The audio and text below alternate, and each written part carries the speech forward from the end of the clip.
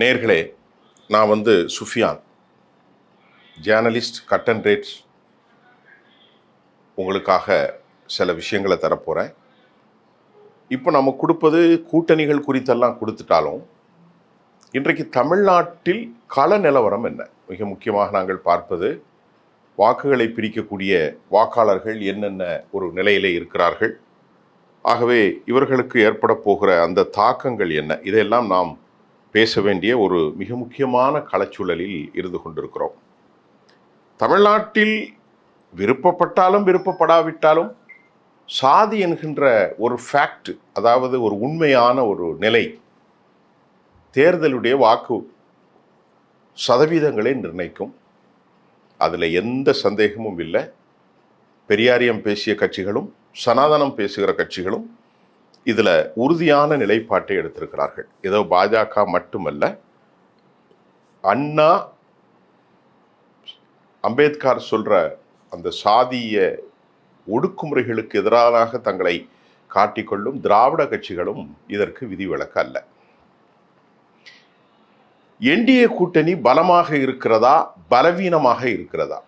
கடந்த முறை நாம் திமுகவை பற்றி நிறைய காணொலிகள் போட்டிருக்கிறோம். என்டிஏ கூட்டணியில தற்போது அது பலம் இழந்து காணப்படுவதற்கு முதலான கருத்து, அதிமுகவில் மிக முக்கியமாக மூத்த தலைவர்கள் அனைவரும் இடம் பெயர்ந்து சென்று விட்டார்கள். அது உங்களுக்கு தெரியும்.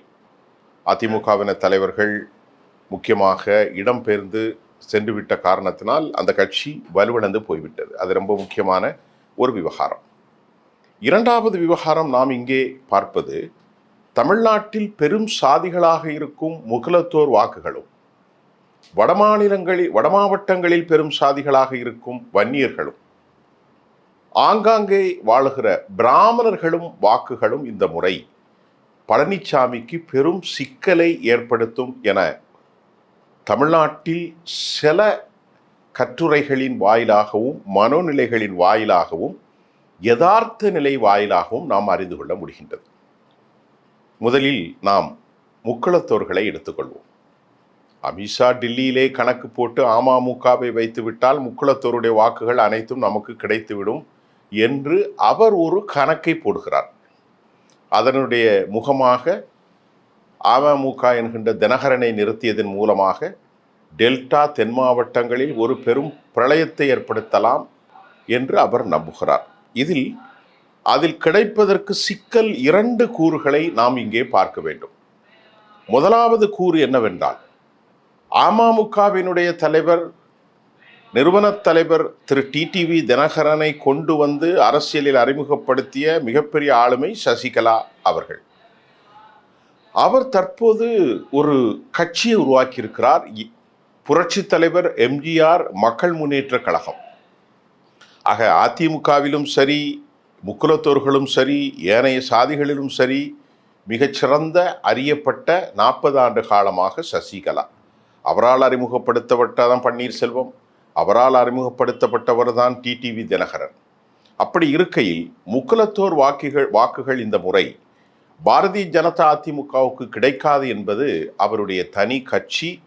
இப்பொழுது அவருடைய ஆதரவாளர்கள் போட்டியிடும் பட்சத்தில் அதில் ஒரு விழுக்காடை கூட டிடிவி தினகரன் நிச்சயமாக பெற முடியாது என்பதையும், பாரம்பரிய அதிமுகவினர் கூட சசிகலா அவர்களுக்கு எடப்பாடி செஞ்ச பெரும் துரோகமும் அவருடைய வார்த்தைகளும் தென் மாவட்டங்களில் மறவர் சமூகத்தை பெரும் ஊனப்படுத்தி இருக்கிறது என்பதையும் நான் இங்கே குறிப்பிட்டு காட்டுகிறேன். ஆகவே கல்லர், மறவர், அகமுடையார் என பெரும் சமூகமாக வாழும் அந்த மக்கள் மத்தியில் எடப்பாடி பழனிசாமியின் கொங்கு அரசியல் ஆழமான காயங்களை ஏற்படுத்தி இருக்கிறது, உதாசீனப்படுத்தப்பட்டதாக. இதற்கிடையிலே பழனிசாமியினுடைய முக்கிய வைரியாக பார்க்கப்பட்ட பன்னீர்செல்வம் எவ்வளவோ கெஞ்சியும் கேட்டும் அமைதியாக பேசியும் அவரை சேர்க்காமல், ஒரு வழி இல்லாமல் அவர் கடைசியில் மகனோடு திமுகவில் சங்கமித்து போனதும் இந்த சமூகத்தின் மக்களுக்கு பெரும் மனத்தாங்கலை ஏற்படுத்தி இருக்கிறது மட்டுமல்ல, அவரோடு சேர்ந்து ஒரு பெரும் வாக்குகள் திமுகவுக்கும் மற்ற வாக்குகள் சசிகலா அம்மையார் அவர்களிடத்திலே அது சென்று விடுகிற நேரத்தில் இங்கே அமமுக கிளீன் பவுல்டு செய்யப்படுகிறது என்பதையும் இன்று ஆழமான கட்டுரை வாயிலாக நாம் பார்க்கிறோம். இரண்டாவது, பெரும் சமூகமாக இருக்கிற வன்னியர் சமூகத்தின் 90,000 கிராமங்களுக்கு மேல் பயணித்திருக்கிற பெரியவர் டாக்டர் ராமதாஸ் அவர்கள் சொந்த பிள்ளையால் வஞ்சிக்கப்பட்டதாகவும் தமக்கு 87 வயதில் தான் ஊனப்படுத்தப்பட்டதாகவும் அவர் சொல்கிறார். இது அச்சமூகத்தின் வாக்காளர்களில் குறிப்பிட்ட மக்களை, குறிப்பாக வயதானவர்களை அது பெரும் தாக்கத்தை ஏற்படுத்தியது.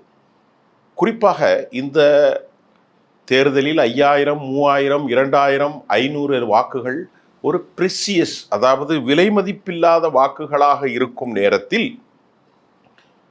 பெரியவர் ராமதாஸ் அவர்கள் கடும் சினம் கொண்டு தன் பிள்ளைக்கு எதிராக பரிதாப உணர்வோடு வாக்காளர்களை சந்திக்க நேரிட்டால் அவரால் பிரிக்கப்படுகிற சொற்ப வாக்குகளாக இருக்கிறதா அல்லது பெரும் வாக்குகளாக இருப்பதா என்பது தேர்தல் முடிவில் தான் தெரியும்.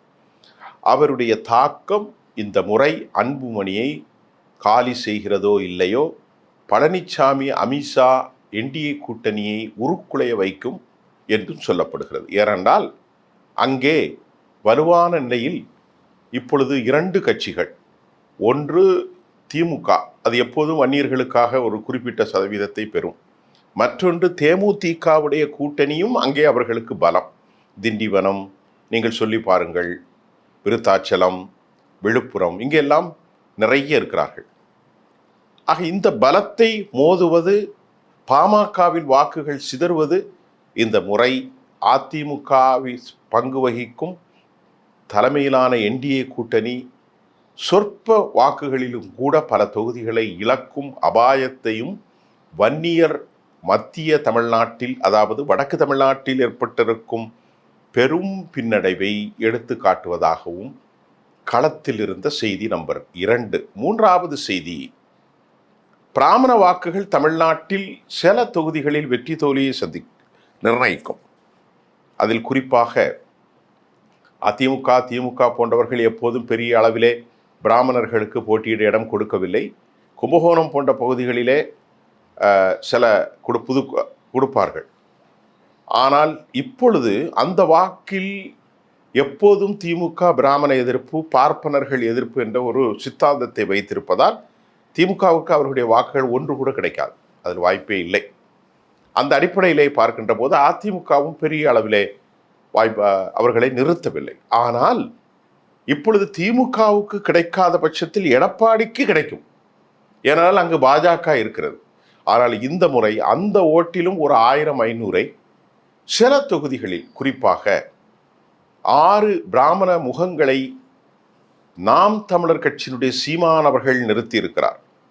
மயிலாப்பூர், சைதாப்பேட்டை, ஆலந்தூர், அது மட்டுமல்லாமல் மதுரவாயில், அதை போன்று வெளியே 6 வேட்பாளர்களை அவர்கள் நிறுத்தியிருக்கிறார்கள், பிராமண வேட்பாளர்களை.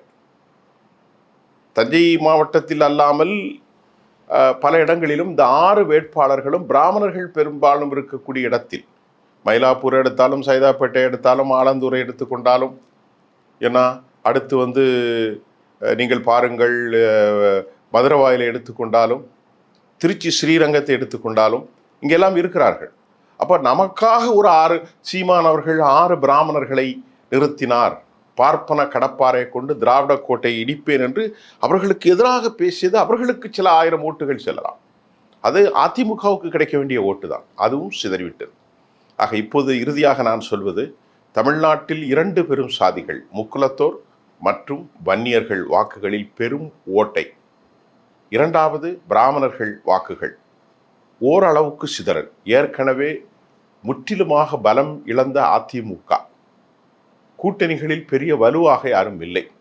இதையெல்லாம் எதிர்கொள்கின்ற போது இந்த தேர்தலில் 500, 800, 1000, 2000, 3000, 5000 வாக்குகளை அவர்கள் உடைகின்ற போது பெரும் தொகுதிகளை இழக்கும் அபாயத்தை புறம் தள்ளிவிட முடியாது என மூத்த அரசியல் விமர்சகர்கள், பத்திரிகையாளர்கள், செப்பாலஜிஸ்டுகளுடைய கருத்தாக இருக்கின்றது. இந்த செய்தி நான் உங்களுக்கு சுருக்கமாக தந்திருக்கிறேன். மீண்டும் நாளை திமுகவில் கனிமொழியினுடைய பிரளயம் ஒன்று ஏற்பட்டிருக்கிறது, அது குறித்து மற்றொரு செய்தியும் தமிழக அரசியலுக்கு அவர் வர விருப்பப்படுகிறார். ஆனால் ஸ்டாலின் அவரை ஏற்க மறுக்கிறார். அது என்ன செய்தி என்பது நமக்கு கிடைத்திருக்கிறது. அதையும் நாளை பேசலாம். அடுத்த செய்தியினுடைய நான் உங்களை சந்திக்கின்றேன். நீங்கள் தயவு செய்து சப்ஸ்கிரைப் பண்ணுங்க, ஷேர் பண்ணுங்க. நன்றி.